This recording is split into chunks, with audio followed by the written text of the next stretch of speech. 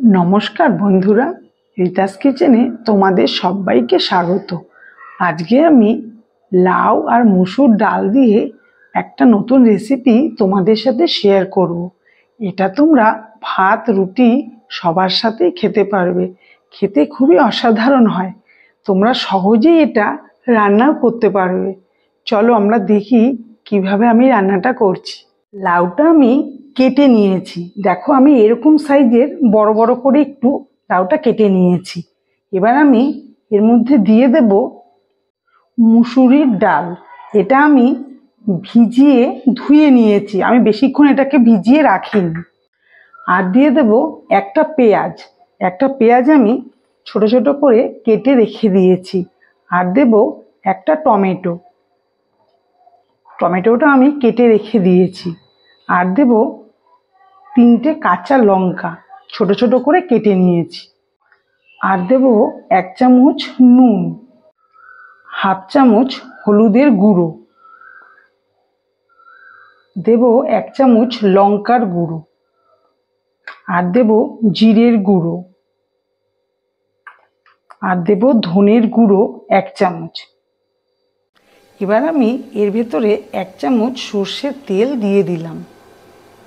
এবার আমি সমস্ত জিনিসটাই মেখে নেব। মেখে আমি 10 মিনিটের জন্য রেখে দেব। আমি কড়াই একটা বসিয়ে দিয়েছি, তাতে আমি সর্ষের তেল দিয়ে দিচ্ছি। আমি 2 চামচ সর্ষের তেল দিলাম। তেল গরম হয়ে গেছে।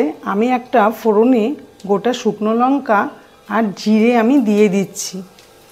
দিয়ে একটু ভেজে নিয়ে আমি দিয়ে দেব 1 চিমটি হিং। হিংটা দিয়েও আমি ভেজে নেব। আমি গ্যাসের ফ্লেমটা লোতে রেখেছি, নাহলে হিংটা পুড়ে যাবে। হিংটা একটু ভেজে নিয়ে আমি দিয়ে দেব 1 চামচ আদা গ্রেট করে আমি রেখেছিলাম, সেটা আমি দিয়ে দিলাম।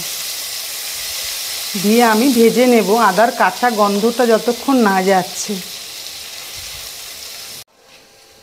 এটা আমার ভাজা হয়ে গেছে। আমি এবার দিয়ে দেব লাউগুলো। আমি সমস্ত লাউগুলো এর মধ্যে দিয়ে দিচ্ছি।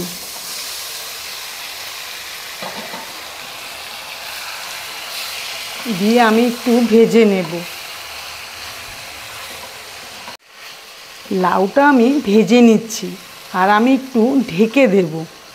ঢেকে ঢেকেই আমি এই রান্নাটা করব।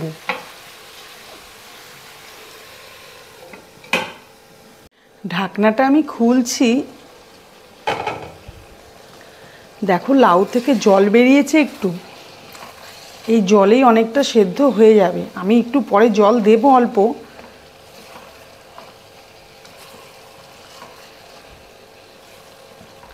লাউটা ভাজা হয়ে গেছে। আমি ঢেকে ঢেকে অনেকক্ষণ ধরেই ভাজছি। এবার আমি একটু গরম জল দিয়ে দেব। গরম জলটাই তোমরা দেওয়ার চেষ্টা করবে। এই জলটা দিয়ে আমি ঢেকে দেব পুরো লাউটা সেদ্ধ হওয়ার জন্য।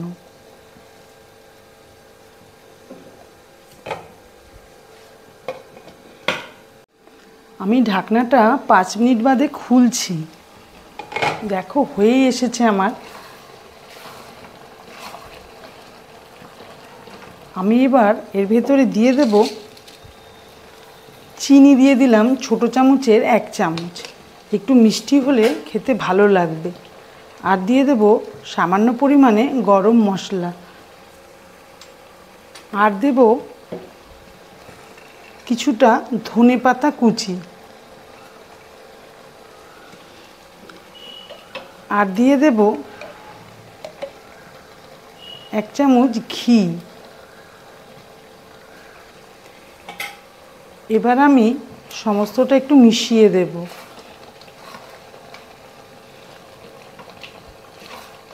রান্নাটা আমার হয়েই এসেছে।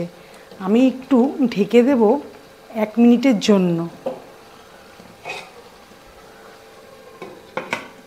আমি 1 মিনিট বাদে খুলছি ঢাকনাটা। এটা আমার কমপ্লিট হয়ে গেছে রান্নাটা। রান্নাটা যদি তোমাদের ভালো লেগে থাকে তাহলে আমার চ্যানেলে সাবস্ক্রাইব করার অনুরোধ রইল। লাইক, কমেন্ট, শেয়ার করো বন্ধুদের সাথে। তোমরা সবাই সুস্থ থেকো, ভালো থেকো।